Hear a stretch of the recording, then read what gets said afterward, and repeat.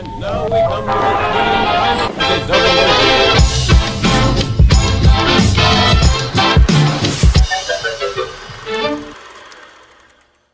So, pupunta tayo ng market. May dala tayong 600 pesos. Titingnan natin kung kakayanin ng 600 pesos ang ating panghanda ngayong Noche Buena. So, samahan nyo akong pumunta sa market. Ito yung ating first menu. Bibili tayo ng... Magkano po dito? 25. I think mas maganda. Alin ang mas maganda? Yellow na lang po ang kunin ko. Dalawa po. 25 rin po ba dito? Oo. So, bibili tayo ng dalawa. So, 25 is worth 50 pesos. So, bibili tayo ng dalawa. Kano po dito ang kilo? 40, ma'am. So, bili tayo, 40 pesos daw ang kilo. So, bibili tayo ng 1/2 kilo para pang sahog natin sa ating pansit. At least meron tayo pagsasalu-saluhan. Okay na yun, hindi kailangan na magarbo ang ating handa ngayong Pasko. So, bali ang nabili natin is 50 pesos yung pansit and then 20 pesos yung ating gulay. So, bali 70 pesos. Magdadala na rin kayo ng inyong bag para hindi na kayo bibili ng bag na paglalagyan ninyo para tipid-tipid na rin kayo. 100 daw ang kilo nito, sabi ko. Pabili na lang ako ng 5. Ay! Mauna ni. Bili lang tayo ng 5 pesos na sibuyas dahonan. So, ayan yung 5 pesos dito sa amin. 1/4 is 18 pesos. 4 na piraso lang yung kukunin natin. So, tanungin natin si kuya kung magkano. 5. 5. So, 5 pesos daw yung 4 na piraso. So, 30 pesos ang kilo ng karos. Bili tayo ng isa para pandagdag natin sa ating pansit. So, isa lang kasi masyadong nang marami. So, magkano yan? Then, isang bawang. So, 5 pesos yung bawang, 5 pesos yung carrot. So, 10 pesos lahat. So, Bombay is 250 ang kilo. So, I think makakabili tayo ng worth 20 pesos. So, tanongin na lang natin si Mother if ever na pwede tayong bumili ng 20 pesos. Kasi super mahal talaga ang Bombay. So, eto yung binili ko na 20 pesos na sibuyas. So, bili tayo ng maliit na manok kasi budget meal nga tayo. So, isa lang na manok ang bibili natin. Apo, yan lang po. 163 lang ma'am. So, ayan ipang sasahog natin sa pansit. Oh. So, bili tayo ng medium size na itlog. Bali, 6 na piraso lang ang bibilihin natin. So, bali 35 pesos yung yung half dozen ng itlog. Hindi naniniwala na yung aming malagkit is 50 pesos. Ayan yung preba, oh. 60 pesos daw per kilo. So, sabi ko, pabili po ng 10 pesos kasi nga meron na tayong gulay na nabili. So, ayan yung 10 pesos ni Kuya. Thank you po. So, bibili tayo ng patatas. 36 pesos ang kilo.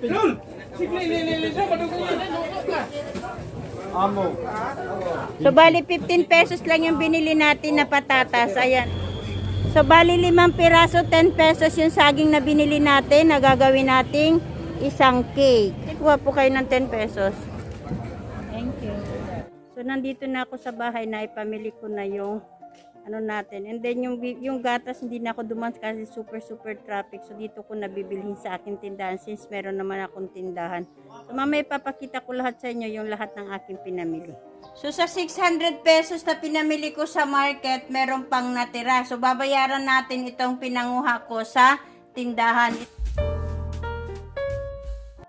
Ito naman ang ating ingredients sa ating gagawin na banana cake. Kailangan natin ng all-purpose flour. And then, kailangan natin ng 5 lakatan, brown sugar, 3 itlog, 1/2 cup na evaporated milk, 1 tablespoon na oil, baking soda, baking powder. So, let's start. I-mix na natin ang ating ingredients.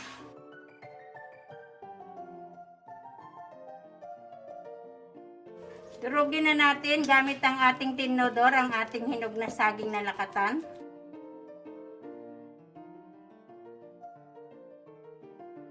Lagay na natin yung ating 3 itlog. Bago itong itlog ko mga kamamsi, kaya diniretso ko na. Then ang ating 1 tablespoon na oil. Then ang ating brown sugar. Ayan mga kamamsi, ang itinira natin para sa ating adobo. And Then, isip natin ang ating all-purpose flour. Almost 1/4 po ito. Tinanggalan ko siya ng 1 tablespoon kanina. Gagamitin ko rin sa ating adobo. 1 and 1/2 tablespoon na baking powder. 1/4 tablespoon na baking soda.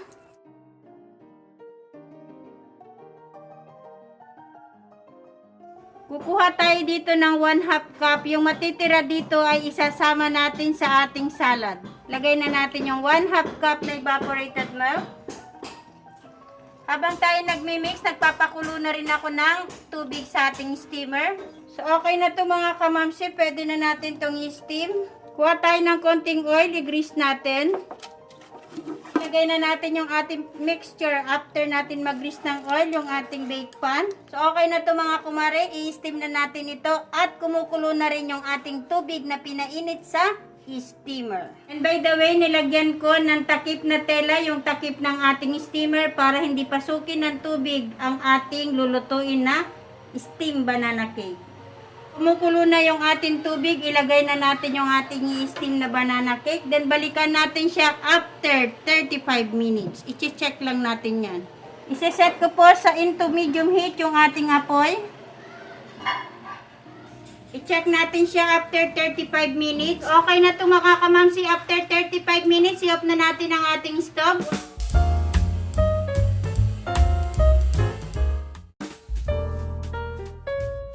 Ito naman ang ingredients natin sa ating gagawin na salad. Siyempre, kailangan natin ng all-purpose cream, mixed fruits, condensed milk, evaporated milk, isang magic gulaman powder, at saka tubig. So, let's start. Naglagay ako ng 4 cups of water. Lagay tayo ng 1 cup na white sugar. Lagay natin yung ating gulaman powder na buko pandan flavor. And then, saka natin i-mix. Kapag na-dissolve na yung ating gulaman at yung ating sugar, pwede nyo na tong buksan ang inyong stove. And then, continuous lang po ang halo para hindi magbuo-buo yung ating lulutuin na gulaman. Okay na to mga kamamsi. Off na natin ang ating stove. Then, iset aside natin at palamigin hanggang sa tumigas.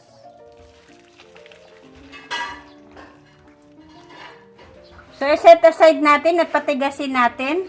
So, matigas na ang ating pinatigas na gulaman. Since mahal daw yung buko, sabi nila sa comment sa akin, ginamit ko ay ang gulaman. Ilagay na natin yung ating gulaman. Then, ang ating natira na evaporated milk. 1/2 cup ko ang nawala dito sa aking evaporated milk. Mura lang naman ang Angel, kaya pwedeng-pwede nyo yang lagyan. Ilagay na rin natin yung isang condensed milk. Ilagay na rin natin yung isang all-purpose cream na 250 ml. Then, ilagay na rin natin yung ating mixed fruit. Sinala ko po yan mga kamamsi. Ginanyan ko lang yan, oh. Ching! Diretsuhan, diba? And then, saka natin i-mix. So, hanggang dyan lang yung pangsahog natin kasi wala na tayong pera. Titikman natin kung gaano yan kasarap. Since meron pa tayong white sugar, titingnan natin kung matamis o hindi. So, timing na timing yung lasa niya. Lalagay na natin ito sa rep.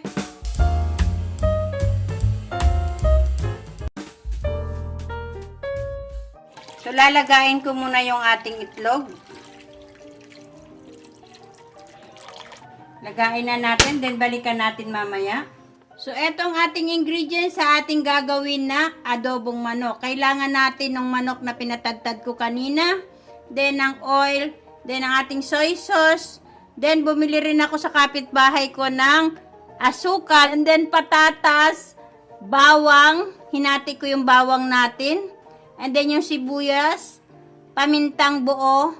Then, isang bell pepper, isang sibuyas dahunan, libre na po yung tubig. Yung itlog po ay inilalaga ko na. So, let's start. Gawin na natin ang ating first menu. Bayan, pumili na nga ako ng kapatatas. May sira pa. Sayang yung pera ko. Ayan o. Yung isang buo, ito lang nakuha ko. Lahat ng sangkap ay naka-ready na rin. And by the way, ito yung mga buto-buto ng manok na whole chicken na kinuha natin. Yung picho, yung wings at saka legs, yun ang aadobohin natin. Yung mga buto-buto niya ay iba ko kay Manong kanina. Ilagay natin yung oil. Ilagay na natin yung bawang. Sibuyas. And then, sangkutsahin natin. Pagkasangkutsa natin, ilagay natin ang manok.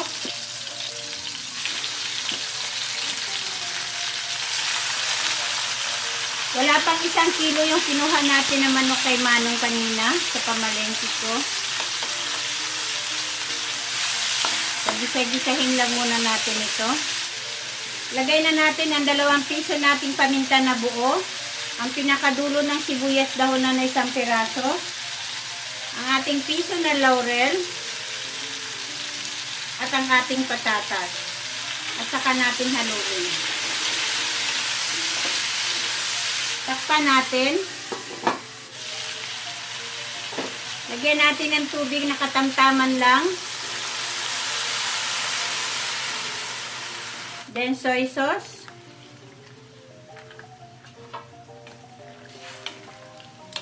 And then ilagay na natin yung 1 bell pepper. Ang ating 2 tablespoon na brown sugar.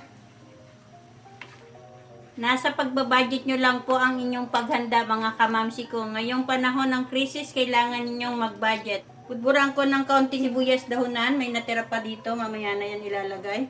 And then saka po natin takpan. So, i-check natin. Lagyan natin ng konting seasoning.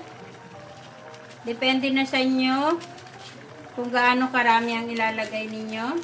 And then, saka natin haluin. Hintayin lang natin mag-absorb yung lasa niya or medyo makatihan yung ating adobo. Ito po yung maliit na suka na binili ko. Ilagay na natin. Hayaan lang po natin siyang kumulo.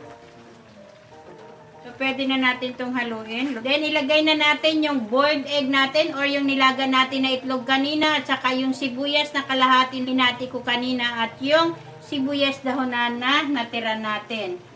And then, haluin natin. And then, takpan natin ulit. Kumuha ako ng 1 tablespoon sa all-purpose flour. Lalagyan ko to ng tubig dahil gagamitin ko na pampalapot sa ating adobo. Ilagyan ko siya ng konting-konting tubig lang. And then, haluin natin. At saka natin ilagay dito. And then, diretso-diretso lang yung halo para hindi magbuo-buo.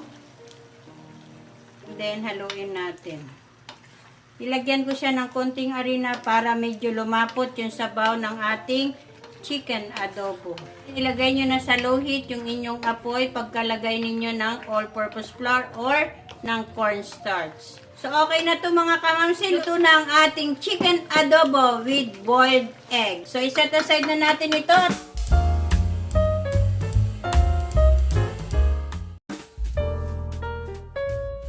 So, ito naman ang ating ingredients sa ating gagawin na pansit.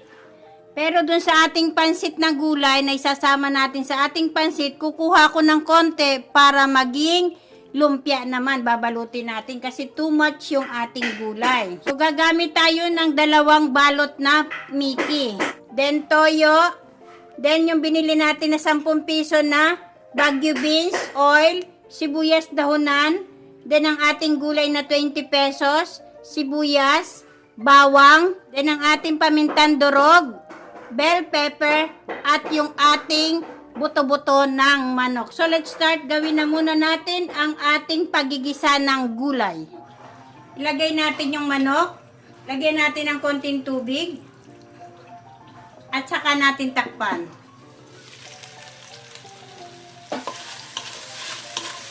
So, magtatanggal ako ng konti nito kasi gagamitin ko nga sa lumpia. Lagyan natin ng oil. Lagyan natin yung bawang. Oops, sandali lang. Nakalimutan ko magtira. Magtitira tayo para sa ating panglumpia. Charot. Then, lagyan natin ng sibuyas dahonan, ulo ng sibuyas dahonan, saka sibuyas. Magtira tayo para sa ating lumpia. And then, isutay natin. Ilagay natin yung ating Baguio beans. Huwag niyong ilagay lahat. Then, isutay natin. Maglagay tayo ng pamintang durog. Yan yung ititira natin mamaya. Then, saute. And then, lagyan natin ng soy sauce. Then, halu-haluin lang natin. Seasoning. And then, tubig. Saka natin ilagay yung ating 2 balot na pansit at yung kalahati ng ating gulay. And then, saka natin haluin. Kapag kayo magluluto ng ganitong pansit, kailangan pautay-utay lang yung lagay ninyo ng tubig. Kasi pag nasobrahan, nagiging lutak yan. And by the way, hinugasan ko ang ating pansit. Tapos, i-drain ko. Nakalimutan kong sabihin sa inyo kanina. So, titikman na natin. Luto na to. Lagyan natin ng sibuyas dahonan at saka ng bell pepper. Saka natin haluin kasi okay na to. So, i-off na natin ang ating stove. Okay na ang ating pansit. So, eto luto na ang ating pansit. Sa murang halaga, kayang-kaya ng inyong bulsa ang pansit.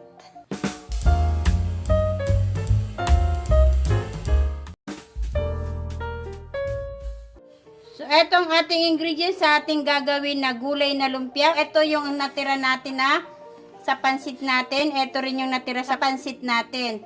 Pero magdadagdag ako ng 1 carrot. Sibuyas dahonan, then ang ating garlic, then ang ating sibuyas, then yung nakuha natin na manok, then bell pepper, then yung ating mantika at seasoning at toyo. Meron pa rin tayong paminta na natira na konti kanina. So, gisahin na natin ang ating gagawin na lumpia. Before natin gisahin, i-slicing ko muna yung ating carrots ng maliliit na piraso. So, buksan na natin ang ating stove. Lagyan natin ng oil. And by the way, etong aking oil ay 1/2 packet ng oil. Ilagay na natin yung bawang, sibuyas, sibuyas dahunan, bell pepper at manok. Pakyaw. Isutay natin. Then ilagay na rin natin yung ni-slice natin na carrots at saka yung ating tinira na Baguio beans. And by the way, yung gulay ko na kinuha na pinasahog kanina ay may sayote. Ayan o, sayote, repolyo, saka yung Chinese pechay at carrots. And then, pagkagisa natin yan, ilagay na natin yung ating gulay na tinira kanina. Then, yung ating seasoning. Ito yung natira natin kanina. And then, yung ating toyo natira din kanina. At saka yung ating paminta na natira kanina. So, wala nang paminta na nabili ako. Yun lang naman ang binili ko. So, kunti lang yung paminta na inilagay ko. And then, saka natin gisa-gisahin. Hindi ko na ito lalagyan ng tubig kasi babalutin ko to sa lumpia wrapper. So, okay na to mga kamamsi. Half cook lang yan. I-set aside natin. Then, salain natin para tumili. Ayan na. So, magbalot na tayo ng ating lumpia na vegetables o lumpia gulay.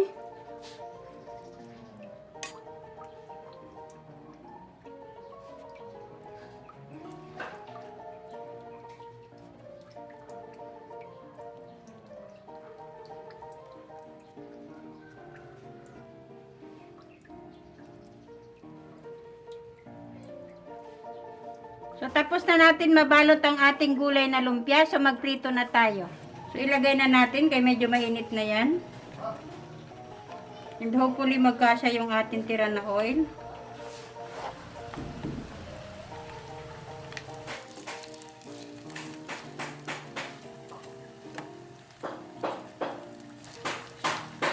Kapag konti yung oil nyo, hanap kayo ng lutuan ninyo na yung maliit din na lalagyan para tipid yung mantika nyo. Tatanggalin na natin.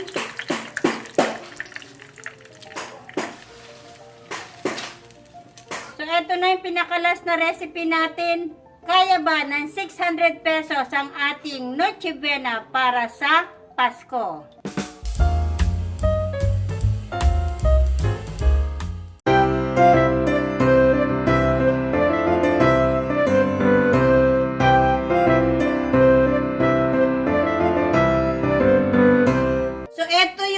ating nabili or ating naluto sa 600 pesos. Meron tayong banana cake, meron tayong salad, meron din tayong pansit, adobong manok with boiled egg, at saka vegetable na lumpia. So, 5 ang nagawa natin sa 600 pesos na ating ginamit na pambili sa ating mga niluto ngayon. So, sana nagustuhan ninyo ang aking 5 na recipe at sana ay nakatulong ito ng malaki sa inyong pagtitipid o sa inyong nechibena. Diskarte lang po yan, mga kamamsi ko. If you like this video, give me a thumbs up, subscribe to my channel, and tap the bell for more updates. Merry, Merry, Merry Christmas po sa inyong lahat. Thank you po!